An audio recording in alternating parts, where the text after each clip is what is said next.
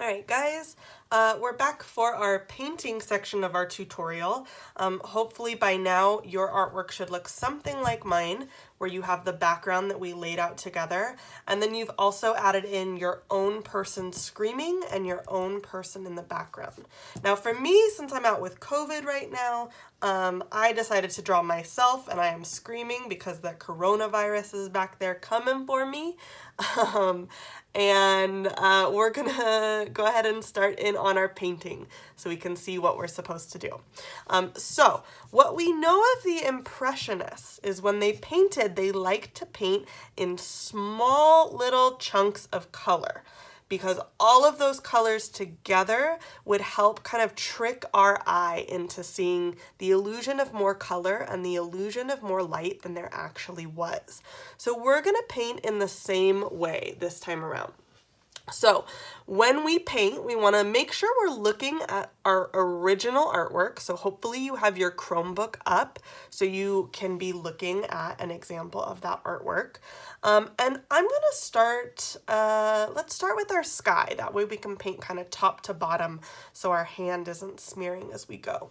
Now if I look at the sky, it's starting out with some very vibrant colors. The one that stands out most to me is orange. So I'm going to make sure I have a good amount of orange paint on my brush. And I'm going to start painting in small sections on my watercolor paper. So as I paint, I'm leaving space in between these sections. See how they're not touching each other? They're just sort of little sections of orange paint. And I'm going to leave some space in between. Now if I look at my original, I have this bright orange that kind of goes along the bottom. It's a little bit lighter so I can get that all filled in. And then right next to it, I have a brighter orange. So I'm going to go in with my brighter orange, almost a red color. Almost a red. And I'm going to paint right next to it. So you can see I'm leaving space between all of these. If I touch them together, the colors will blend together, and I don't want them to blend together just yet. Okay, so make sure you're leaving space in between these sections. And take a look at your original artwork as you're going. For me, I feel like I can see this kind of reddish orange color going the entire length of this. But maybe you see something different. Maybe you're noticing other subtle colors in there that I'm not.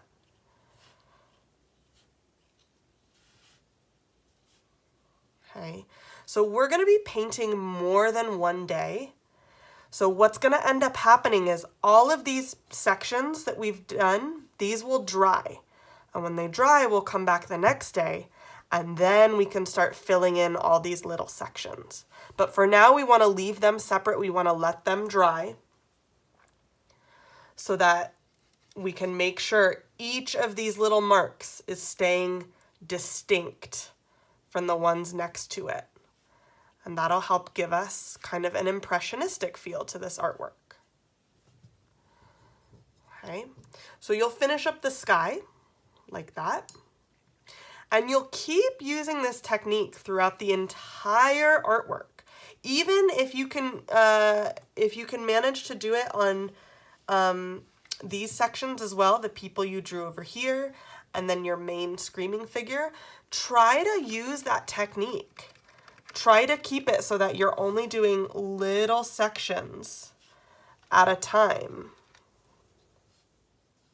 to keep that impressionistic feel throughout your entire artwork. It's tricky, but now you'll have a little bit of an understanding of what it was like for our impressionist painters to have to paint an entire artwork over and over again using just these little tiny brush strokes. Okay, so I'm kind of hopping around just so you guys can see what this will look like on other parts of your artwork. That's totally fine. So again, try to get your entire paper covered looking just like this leaving those little spaces. And then when you're done, the next day you'll come back and you'll start to fill in all those little sections, okay? All right, guys, I'll post some examples so you can see what this looks like when it's done. But this is how you do it. If you're confused, maybe ask someone next to you for help.